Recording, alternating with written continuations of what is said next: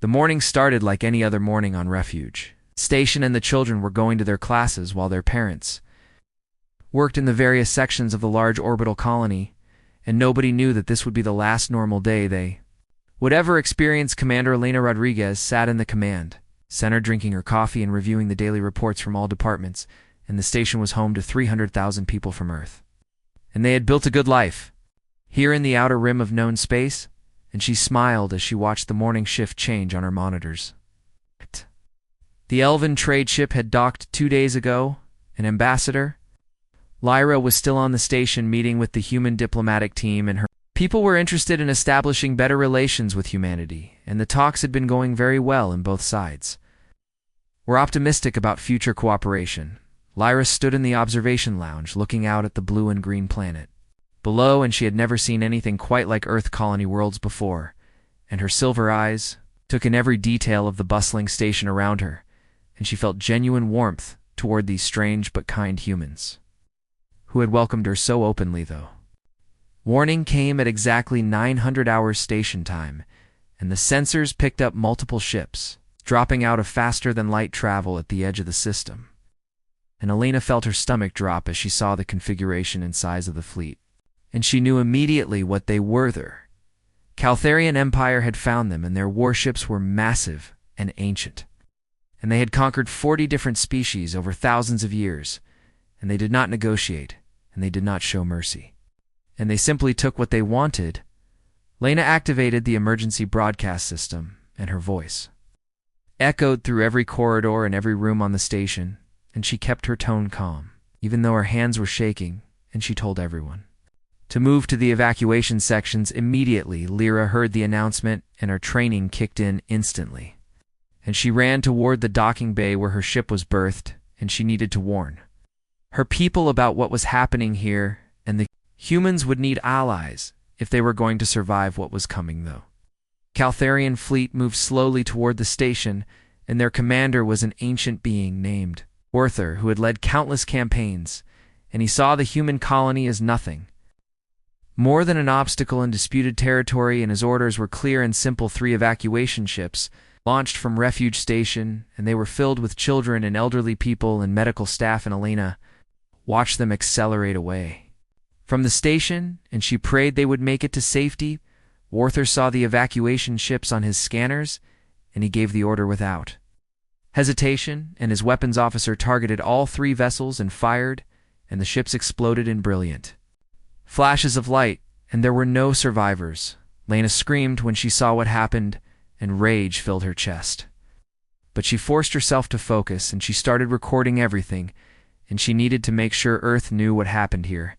And she needed to make sure someone would remember Lyra made it to her ship, and her crew was already preparing for emergency departure, and she ordered them to record everything they could see, and her people needed to know about this attack, and the galaxy needed to know what the Caltharians had done. Station shook as the first weapons fire hit the outer shields, and the defensive systems tried to hold, but they were not designed for military combat, and Refuge Station was a civilian colony, and they had basic defenses meant for asteroids and pirates, and not for a full battle fleet. Elena kept recording, and she sent message after message out into space, and 17 different transmissions went out on all frequencies, and each one contained the full story of what was happening, and she made sure to include everything. Vertha ordered his ships to target the residential sections first, and he wanted to break the humans quickly, and he had used this tactic many times before, and species that watched their families die usually surrendered without much fight. The explosions tore through the living quarters, and thousands died in the first few minutes, and parents tried to shield their children, and teachers tried to protect their students, and medical staff tried to reach the wounded, but the destruction was too fast and too complete. Lyra's ship broke free from the docking clamps, and her pilot pushed the engines to maximum, and they barely made it out before another volley of weapons fire destroyed that entire section, and she watched in horror as the station began to break apart. Elena was still in the command center, and she knew she was not going to survive, and the reactor was failing and containment was breaking down, and she had maybe minutes left, and she used that time to send one final message. Her face was calm on the recording, and behind her, the command center was filled with smoke and sparks and the sound of alarms, and she looked directly into the camera, and she spoke clearly and firmly. She said that refuge station was dying, and she said that the Caltharians had murdered 300,000 civilians without warning or provocation, and she said that Earth needed to respond, and she said that humanity could not let this stand. She said that they had died as humans, and she said that their people would respond, and she said that the Caltharians would learn what it meant to attack the innocent, and then the transmission cut off as the reactor breached. Explosion was visible from 3 star systems away, and it was like a small sun had been born and died in the same instant, and when the light faded, there was nothing left of refuge station except debris and bodies floating in the cold vacuum of cold. Space Lyra's ship was far enough away to survive, and she and her crew watched the destruction and stunned. Silence and tears ran down her silver cheeks, and she had never witnessed such casual cruelty and such deliberate evil. Vorther was satisfied with the result, and he ordered his fleet to move on to their next target, and he did not give the destroyed colony another thought, and in his experience, the other humans would either surrender or die, and either outcome was acceptable. The news reached Earth 6 days later, and the transmissions from Alina and the sensor data from nearby monitoring stations told the complete story, and the images were broadcast on every news channel and every communication network the people of Earth watched in horror and then in rage. And the government declared a state of emergency, and the military was mobilized, and the diplomatic corps sent formal demands to the Caltharian Empire. Rebecca Morrison was called to an emergency meeting, and she was one of Earth's most experienced diplomats, and she had spent 20 years building relationships with alien species and promoting peace and cooperation. She was shown the recordings, and she watched Elena's final message 3 times, and each time her expression became harder and colder, and by the 3rd viewing her hands were clenched into fists. The Caltharian response came 2 days later, and it was written in an ancient diplomatic language, and when translated it was essentially telling humanity to accept their place as a lesser species and stop making demands. Rebecca read the translation, and she felt something break inside her. She had dedicated her life to peaceful coexistence, but there were limits, and the Caltharians had just crossed every single one. Earth's military high command met in a secure facility deep underground, and the generals and admirals reviewed the intelligence reports and the recordings from refuge station, and they discussed response options, and each one was more severe than the last. Admiral Patricia Hayes commanded the Terran defense fleet, and she had served for 30 years, and she had fought pirates and raiders, but never a full-scale war, and she looked at the tactical displays showing the Caltharian Empire, and she understood the challenge they faced. The Caltharians had hundreds of warships, and their technology was ancient but proven, and they controlled dozens of star systems, and their military doctrine had worked for thousands of years, and by every conventional measure, they were far superior to humanity. But humanity had something the Caltharians did not know about, and it was a project that had been classified at the highest levels, and only a handful of people knew it existed. And it was called the Terminus Protocol. Dr. Jennifer Martinez had led the research team for 15 years, and she was a physicist who specialized in exotic matter and quantum field manipulation, and her work had produced something that terrified even her. The Terminus device could collapse a star, and it did this by creating a cascading failure in the fusion process, and the star would go supernova in a matter of hours instead of millions of years, and everything in the system would be destroyed. Jennifer had argued against building the weapon, and she had warned that it was too dangerous and too powerful, and that humanity should never use such a thing. But her superiors had insisted, and now she understood why the political leadership met separately. And they debated whether to use the Terminus Protocol, and some argued for conventional military response, and others argued for diplomatic solutions, but the recordings from Refuge Station made the decision clear. President Michael Thompson had been in office for 3 years, and he had run on a platform of peace and cooperation, and he had expanded diplomatic relations with dozens of alien species, and he had believed that reason and dialogue could solve any problem, he watched Elena's final message for the 7th time, and he saw the smoke and fire behind her, and he heard her calm voice promising that Earth would respond, and he knew what he had to do. Rebecca was sent back to the Caltharian Empire with one final offer, and she carried with her a data chip containing detailed information about the Terminus Protocol, and she was authorized to demonstrate its capability on an uninhabited target. The Caltharian Supreme Council received her with barely concealed contempt, and they sat on their thrones in their ancient hall, and they looked at the human diplomat like she was an amusing insect, and Vorther himself was present, and he smiled at her. Rebecca presented Earth's demands, and she said that the Caltharians must surrender those responsible for the refuge station attack, and they must pay full reparations, and they must withdraw from all disputed territories, and she said this would be their only chance. The council laughed, and Vorther laughed loudest of all, and he asked what possible threat this young species could pose, and he reminded Rebecca that his people had conquered the galaxy. While humans were still in caves, Rebecca activated her holographic display, and she showed them technical specifications for the Terminus Protocol, and she explained exactly what it could do. She offered to demonstrate on one of their uninhabited moons.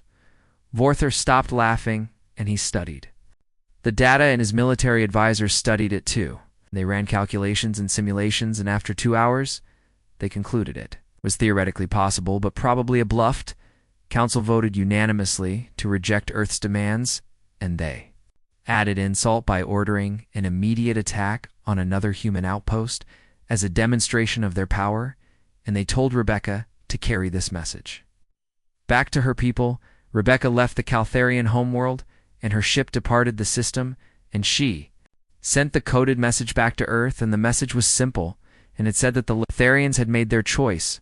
Admiral Hayes received authorization to proceed with the demonstration, and a single Terran ship entered the Caltharian home system, and it positioned itself near an uninhabited moon, and it deployed the Terminus device. The device activated, and the moon began to glow, and the temperature at its core rose rapidly, and within 6 hours the entire moon collapsed and then exploded, and the energy release was visible from the inhabited planets. The Caltharian military monitored the demonstration, and their scientists analyzed the data, and they realized with growing horror that the humans had not been bluffing, and they immediately recommended accepting Earth's terms. But Vorther was old and proud, and he had never surrendered to anyone, and he convinced the council that the humans were still weak, and that they would never actually use such a weapon on an inhabited target. He ordered an attack on the human outpost at New Terra, and his fleet arrived 3 days later, and they bombarded the small settlement from orbit, and 1,000 civilians died in the attack. The news reached Earth within hours, and the public response was immediate and overwhelming, and there were protests demanding action, and the government was flooded with messages from citizens and the military and everyone wanted the same thing. President Thompson addressed the nation and the world, and he spoke calmly, but his words were heavy with grief and determination, and he said that Earth had offered peace, and the Caltharians had chosen war. He said that the Terran Federation would respond with overwhelming force, and he said that the Caltharians would face consequences that would echo through history, and he said that no one would ever again doubt humanity's resolve. Admiral Hayes received the authorization code, and she transmitted it to the fleet positioned at the edge of the Caltharian home system, and 3 ships carrying Terminus devices moved into position around the system's star. The devices activated simultaneously, and the star began to destabilize, and the fusion reactions became chaotic, and the energy output increased exponentially, and the process was irreversible. Caltharians detected the anomaly within minutes, and their scientists ran emergency calculations, and they realized what was happening, and they sent desperate messages to Earth begging for the process to be stopped. But there was no way to stop it, and the star was already past the point of no return, and the Caltharians had approximately 48 hours before their sun went supernova. Panic spread across the Caltharian homeworld and the other inhabited planets in the system, and billions of people tried to evacuate, but there was not enough time, and there were not enough ships. Vorther watched from his command ship in orbit, and he finally understood what the humans had been trying to tell him, and he had condemned his entire species because of his pride and his arrogance. Star exploded right on schedule, and the shockwave expanded at a significant fraction of light speed, and it consumed every planet and every moon and every ship and every station. In the system, 347 billion Caltharians died in less than an hour, and their ancient civilization, and their proud empire, and their thousands of years of history were erased in a moment of fire and fury. Lyra was on her homeworld. When she received the news, and she and the other elven leaders watched the reports in shocked silence, and they had known humanity was capable of defending itself. But this was beyond anything they had imagined. The Galactic Council convened an emergency session, and representatives from dozens of species gathered to discuss what humanity had done, and there was fear and anger and confusion. Some species called it genocide, and others called it justice, and others simply called it terrifying. But everyone agreed that the galaxy had fundamentally changed, and that humanity was now a power that could not be ignored. Becca Morrison was summoned to the council chambers, and she walked through corridors filled with alien diplomats who stared at her with expressions ranging from horror to respect to barely concealed fear. Council chamber was filled with representatives from every major species in the known galaxy, and they sat in their designated sections arranged by diplomatic rank and age and influence, and the room was designed to hold thousands, and today every seat was occupied. Walked to the center platform, and she carried only a simple datapad, and she wore her formal diplomatic uniform, and her expression was calm and professional, and she showed no sign of the exhaustion she felt. Council speaker was a being from the Nexarian collective, and she had held her position for 200 years, and she had presided over countless disputes and treaties. And she had never seen the council in such turmoil. She called the session to order, and the chamber fell silent, and she asked Rebecca to explain why humanity had committed what many species were calling the worst act of genocide in galactic history. Rebecca activated her datapad, and holographic displays appeared throughout the chamber, and they showed footage from Refuge Station, and the images were horrific and undeniable as she showed the children in their classrooms moments before the attack, and she showed the families eating together, and she showed the scientists working on medical research, and she showed the evacuation ships being deliberately targeted and destroyed. She showed all 17 of Elena's transmissions, and the delegates watched. A young woman remained calm and professional, even as her entire world died around her, and many delegates looked away, but Rebecca made sure the recordings played in full. The insectoid ambassador from the Hive Collective was the first to speak, and he said that while the attack on Refuge Station was tragic and wrong, the human response was disproportionate and violated every principle of civilized warfare. Rebecca looked at him directly, and she asked what proportional response would have been acceptable, and should humanity have killed exactly 300,000 Caltharians, and if so, which 300,000, and should they have been civilians or military?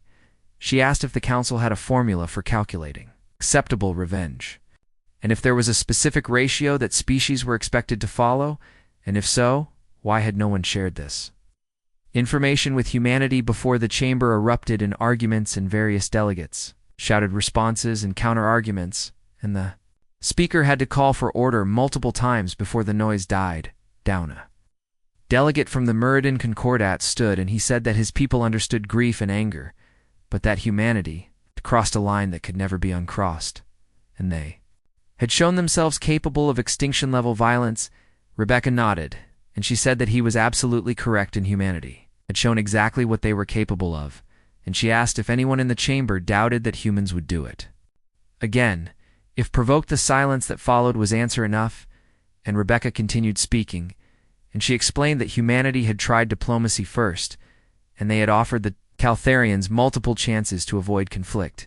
She displayed the timeline of events, and she showed Earth's initial demands and the Caltharian rejection, and she showed the demonstration on the uninhabited moon, and she showed the Caltharian response, which was to attack another human colony. She asked the council what they expected humanity to do, and should humans have kept negotiating while more colonies were destroyed, and should they have kept demonstrating their weapons, while more civilians died. Lyra had been sitting quietly in the Elven delegation section, and now she stood and asked permission to speak, and the speaker granted it, and the Elven ambassador walked to the central platform beside Rebecca Shea, said that her people had been on refuge station when the attack happened, and she had watched the Caltharians murder thousands of innocent beings without warning or mercy, and she had barely escaped with her life. She said that the Caltharians had not targeted military installations, and they had specifically chosen to kill civilians and children. And they had done this deliberately as a terror tactic. She said that her people had reviewed everything humanity had done, and they had concluded that Earth had shown remarkable restraint and had actually limited their response to the minimum necessary to prevent future attacks. The chamber erupted again, and many delegates objected, and they said the elves were biased because they had a trade agreement with humanity, and Lyra's presence on refuge station was just unfortunate timing. Lyra's silver eyes flashed with anger, and she said that her people had studied warfare for thousands of years, and they understood strategy and tactics and proportional response better than most species in the chamber. She said that humanity had the capability to destroy every Caltharian colony in every system, and they had chosen not to, and they had limited their attack to the home system where the government and military command were located. She said that every other Caltharian population was still alive and unharmed. And if humanity had truly wanted genocide, they could have achieved it, and the fact that they didn't prove their restraint crystalline being from the Queller unity spoke next, and her voice resonated through the chamber like musical notes, and she said that her people had warned the council about humanity years ago. She said that humans were fundamentally different from other species, and they did not think about conflict the same way, and they did not calculate acceptable losses the same way. She said that humanity came from a world that had tried to kill them in countless ways, and they had faced extinction multiple times in their history, and they had learned that survival required absolute commitment. She said that when humans decided something was unacceptable, they did not compromise, and they did not negotiate, and they simply eliminated the threat completely and permanently. The speaker called for a vote on whether to impose sanctions on humanity for their actions, and the debate lasted for hours, and delegates argued from every possible angle and perspective. Some species voted in favor of sanctions because they feared what humanity might do in the future, and they wanted to limit human military power, and they wanted to establish clear rules. Other species voted against sanctions because they understood that humanity had been provoked beyond reason, and they feared that punishing humans for defending themselves would only make things worse. The final vote was close, but the sanctions proposal failed, and the council instead passed a resolution condemning both the Caltharian attack and the human response and calling for all species to respect civilian populations. Rebecca knew it was a meaningless gesture and a political compromise that satisfied no one, but she accepted the resolution gracefully, and she thanked the council for their consideration. After the session ended, various delegates approached Rebecca, and some wanted to express sympathy, and others wanted to establish better relations with Earth, and others simply wanted to understand humanity. Battalion diplomat from the Varaxian collective asked Rebecca privately if humanity would ever use the terminus protocol again, and his scales shifted colors nervously as he waited for her answer. Rebecca looked at him carefully, and she said that humanity desperately wanted peace, and they wanted to trade and cooperate and build friendships with alien species, but she also said that human civilians were not expendable, and any species that chose to target them would face consequences that made the Caltharian response look merciful. She said that Earth had made its position absolutely clear, and the rest of the galaxy could choose how to respond, and they could choose friendship or neutrality or hostility, but she warned that choosing hostility against humanity was essentially choosing extinction, and the Caltharians had learned this lesson, and hopefully no other species would need to repeat their mistake. Though reptilian diplomat thanked her for her honesty, and he said his people would be proposing a formal alliance with Earth, and they hoped humanity would accept.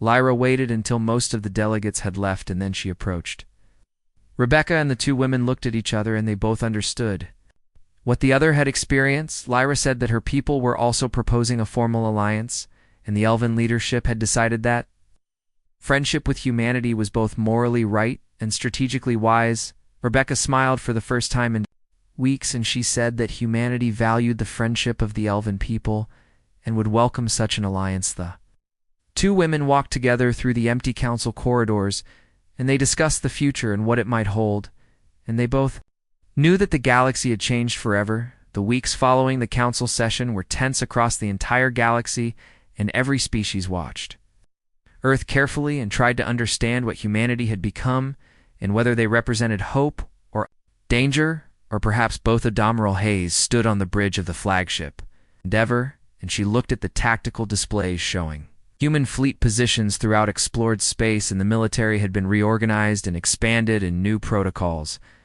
had been implemented. Earth's government had decided that humanity would never again be caught unprepared, and new colonies were being established with proper defenses, and the fleet was being modernized and trained, and every seat post now had emergency evacuation plans. But Hayes knew that military strength alone would not keep humanity safe, and they needed allies, and they needed to build relationships based on mutual respect, and they needed to show the galaxy that humans could be trusted.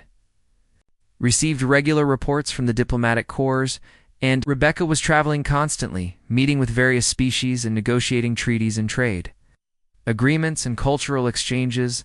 The response from other species had been mixed, and some, like the elves, had rushed to establish alliances, and others had withdrawn from contact with humanity entirely and feared what these aggressive newcomers might do.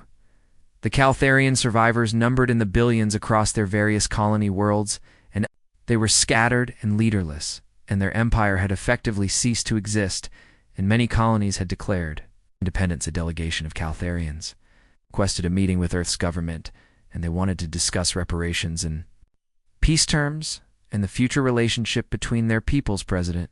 Thompson agreed to meet with them, and he insisted that the meeting be public and broadcast across both human and Caltharian space, and he wanted transparency. The Caltharian delegation was led by a female named Kessa, who had been a colonial governor before the destruction of the homeworld, and she had lost her entire family in the attack, and her grief was visible. She stood before President Thompson and the assembled human leadership, and she spoke quietly and carefully.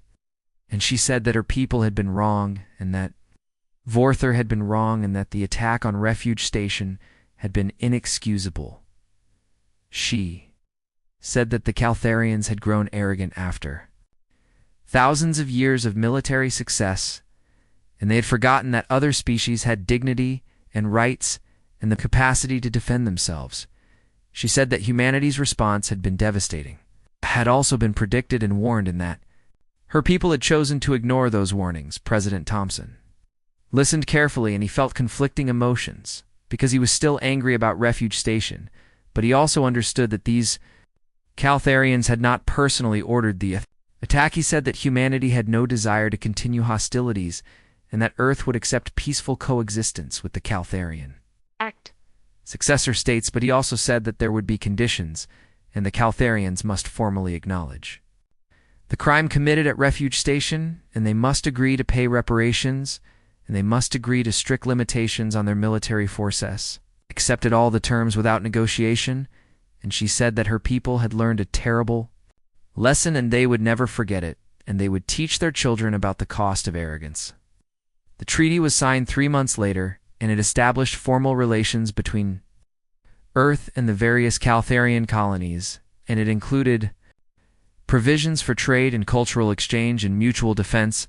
Rebecca attended the signing ceremony, and she watched Kessa signed the document, and she felt a weight lift from her shoulders because this represented the possibility of healing and moving forward, but she also knew that not everyone in the galaxy was ready to forgive or forget, and there were species that viewed humanity as a dangerous threat, and they were working quietly to contain human expansion. The Nexarian Collective was among the most concerned, and their leadership met in secret and discussed strategies for limiting human power, and they considered everything from economic sanctions to military alliances. Ambassador Diane Foster was Earth's representative to the Nexarian homeworld, and she was younger than Rebecca, but equally skilled, and she had noticed the change in attitude from her Nexarian contacts. She reported back to Earth that the Nexarians were organizing a coalition of species concerned about human aggression, and they were framing it as a mutual defense pact, but the true purpose was obvious. President Thompson discussed the situation with his advisors, and they debated how to respond, and some argued for confrontation, while others argued for diplomacy. And Patience Rebecca was brought into the discussion, and she said that humanity needed to be proactive and not reactive, and they needed to demonstrate their commitment to peace through actions, not just words. She proposed a series of initiatives that would show humanity's peaceful intentions, and the first was to offer technological assistance to less advanced species, and Earth had medical and agricultural advances that could help billions. The second initiative was to establish an open-door policy for cultural exchanges, and human universities would accept alien students, and human artists would collaborate with alien artists, and human scientists would work on joint research projects. The third initiative was to voluntarily submit to arms limitation agreements, and Earth would allow inspections of their military facilities and would agree to limitations on the number and type of weapons they deployed. The Council of Advisors debated the proposals, and some argued that Earth should not limit its own power when potential enemies remained, but others argued that building trust was more important than maintaining maximum military capability. President Thompson made the final decision, and he approved all three initiatives, and he made a public announcement that was broadcast throughout the galaxy. He said that humanity had shown what they were capable of when attacked, and now they wanted to show what they were capable of when working in peace. He said that Earth was opening its doors to any species that wanted friendship and cooperation, and they were offering help without strings attached, and they were willing to prove their intentions through concrete actions. The response from the galaxy was stronger than anyone expected, and dozens of species applied for technology sharing agreements and cultural exchange programs and scientific collaborations. Lyris people were among the first to participate, and Elven students began attending human universities, and human students went to Elven worlds, and the cultural exchange produced unexpected benefits. Elves taught humans about patience and long-term thinking and artistic expression, and the humans taught the elves about innovation and adaptability and rapid problem-solving. A joint medical research project produced a cure for a disease that had plagued the Elven population for centuries, and the breakthrough came from combining Elven biological knowledge with human genetic engineering techniques. Similar success stories emerged from other collaborations, and a joint human Viraxian engineering project developed a new type of fusion reactor that was more efficient and safer than existing designs. Nexarian coalition began to fracture as member species started participating in Earth's programs, and they found that humans were not the monsters they had feared. Ambassador Foster worked tirelessly to build relationships with individual Nexarian officials, and she invited them to visit Earth and see human society firsthand. One Nexarian diplomat named Kalara accepted the invitation, and she spent 2 months on Earth, and she visited cities and farms and research facilities and schools, met ordinary human families, and she saw children playing in parks, and she watched scientists working on problems that had nothing to do with weapons or war. She attended a memorial service for the victims of Refuge Station, and she saw the grief and anger of the human population, but she also saw their determination to build something better. When Kalara returned to her homeworld, she reported to her leadership that humanity was complex and flawed, but fundamentally decent, and that the destruction of the Caltharian homeworld had not been done lightly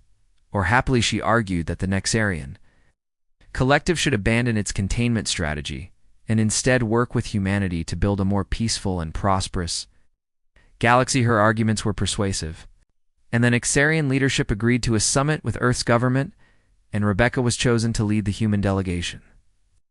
The summit lasted 2 weeks, and both sides discussed their concerns and fears openly and honestly, and they worked to find common ground. The Nexarians admitted that they had been frightened by human military capability, and they had worried that humanity would become another Caltharian empire. Rebecca acknowledged those fears, and she said that humanity also feared becoming what they had destroyed, and that was why they were working so hard to build peaceful relationships The summit concluded with a framework agreement for cooperation, and while it fell short of a formal alliance, it represented a major step forward.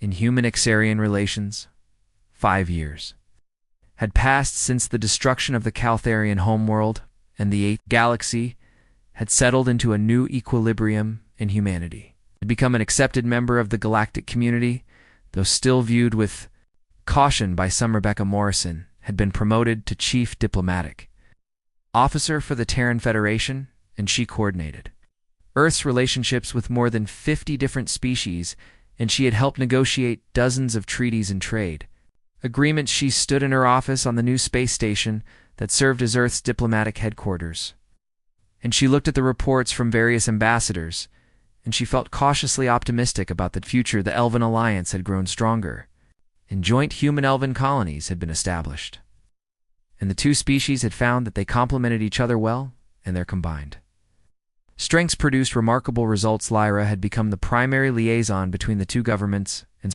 she had married a human diplomat, and their wedding had been celebrated across both civilizations and represented the possibility of true integration. The Caltharian successor states had slowly rebuilt, and they had developed into peaceful trading nations, and many had adopted democratic governments, and they maintained friendly relations with Earth. Kisa had become the leader of the largest Caltharian coalition, and she worked tirelessly to ensure that her people never forgot the lessons of the past, and she had established memorials for both Caltharian and human victims. The Nexarian Collective had eventually signed a formal alliance with Earth after years of cooperation and trust building, and they now worked together on major galactic projects and initiatives. But Rebecca knew that not everything was perfect, and there were still species that viewed humanity with suspicion, and there were still incidents and misunderstandings that required careful management. A new threat had emerged in the outer regions of explored space, and a species called the Zathrak had begun aggressive expansion, and they were attacking weaker species and claiming territory. The Galactic Council had condemned the Zathrak actions, but had not taken military action, and many species were paralyzed by fear of repeating the Caltharian situation, and nobody wanted to provoke another extinction. Level response: Earth's military monitored the situation carefully, and Admiral Hayes had developed contingency plans, but President Thompson had ordered a diplomatic approach first, and he wanted to avoid conflict if possible. Rebecca traveled to the council station to address the Zathrak situation, and she brought with her detailed intelligence about Zathrak military capabilities and their expansion plans. Presented evidence that the Zathrak were not simply expanding, but were systematically enslaving conquered populations, and their treatment of civilians was brutal and systematic. Shade argued that the council had a responsibility to protect innocent beings, and that standing aside while atrocities were committed was itself immoral. Failing, many delegates agreed with her, but they were afraid, and they remembered what humanity had done to the Caltharians, and they worried about what would happen if humans went to war again. Lyra spoke in support of Rebecca's position, and she said that the Elven people would stand with humanity against the Zathrak, and she argued that allowing aggression to go unchecked would only encourage more conflict. The Crystalline Quailer representative also supported action, and she said that her people had long studied patterns of galactic conflict, and that appeasing aggressive powers never worked. But the council remained divided, and weeks passed while delegates debated and argued, and meanwhile the Zathrak continued their expansion, and more populations fell under their control.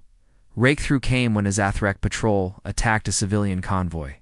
That included ships from multiple species, and the attack was recorded and broadcast, and it showed the deliberate cruelty of the Zathrak military.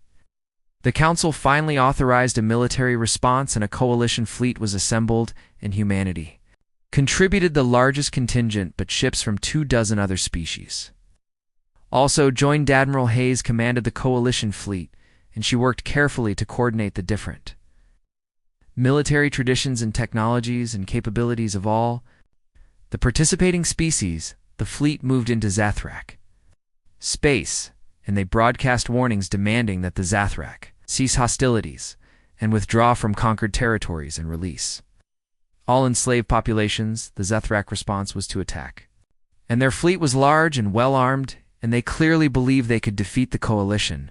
The battle lasted 3 days, and it was the largest.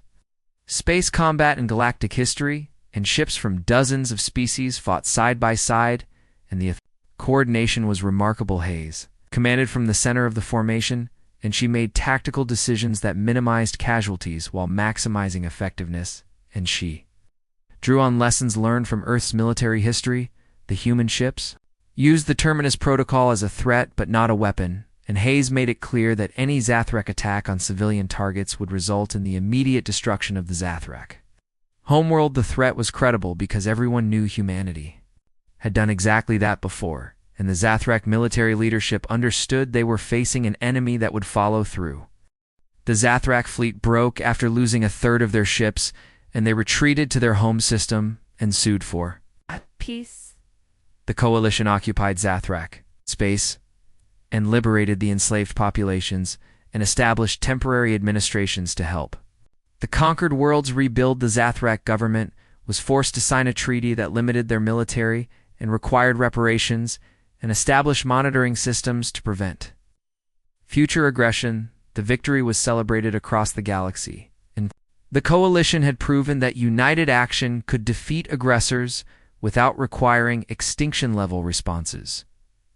Rebecca attended the victory celebration on the council station, and she was surrounded by diplomats from dozens of species, and they congratulated her on Earth's leadership, but she felt conflicted because she knew that the threat of the Terminus Protocol had been essential to the victory, and humanity's reputation for overwhelming force had deterred the Zathrak from fighting. To the end, she wondered if humanity would always be defined by that one terrible act and whether they would ever be able to move past it. Completely, Lyra found her standing alone on an observation deck, and the elven ambassador sat beside her friend, and they looked out at the stars together. Lyra said that history would remember humanity, not just for the destruction of the Caltharian homeworld, but for everything that came after, and for the alliances they built and the peace they helped maintain. She said that every species had moments of darkness in their past, and what mattered was what they chose to do afterward. Becca smiled, and she thanked her friend. And she said that humanity was still learning how to be part of a larger community, and they were still figuring out their place in the galaxy. Lyra said that the elven people had been observing humanity for years now, and they had concluded that humans possessed a unique combination of compassion and ferocity. She said that humans would fight to the death to protect the innocent, but would also work tirelessly to help those in need, and this combination made them valuable allies and dangerous enemies.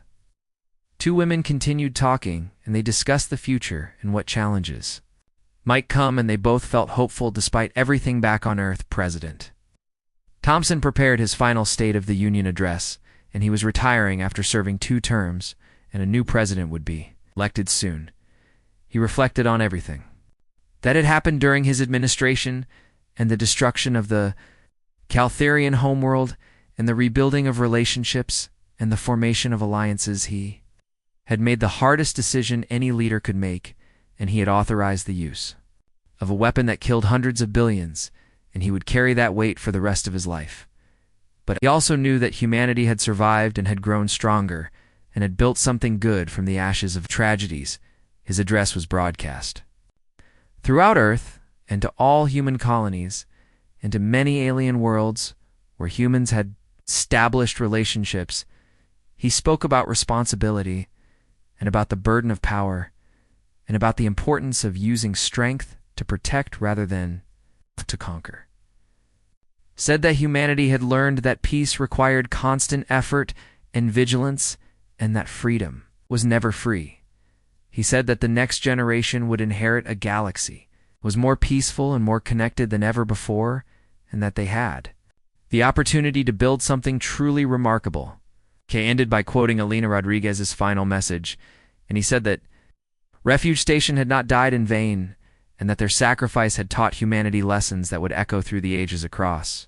The galaxy beings of dozens of species watched the address, and they reflected on their own relationships with humanity and with each other. The Caltharian colonies held memorial services for both the victims of Refuge Station and the victims of Cation. The homeworld destruction and they remembered that violence begets violence and that peace requires forgiveness. The elven world celebrated their alliance with humanity, and they looked forward to continued cooperation and friendship. The Nexarian collective acknowledged that their initial fears about humanity had been unfounded, and that humans had proven themselves to be responsible members of the galactic community, and, on countless worlds and countless systems, beings went about their daily lives knowing that they lived in a galaxy where aggression would be met with overwhelming force, but where cooperation would be rewarded with friendship. And supporter Becca Morrison looked at the stars, and she thought about Elena Rodriguez and all those who had died at Refuge Station, and she promised them silently that their sacrifice would never be forgotten, and that humanity would honor their memory by building a better future. The galaxy had changed forever on that terrible day when the Caltharian fleet attacked innocent civilians, and when Earth responded by erasing an entire star system. But from that tragedy had come understanding, and from that violence had come peace, and from that destruction had come the possibility of something better. The future remained uncertain, and challenges would continue to arise, but humanity had proven that they could be both strong enough to defend themselves and wise enough to build alliances, and perhaps that was the real lesson that the galaxy needed to learn, and that strength without wisdom led to destruction, but strength combined with wisdom could build something that lasted.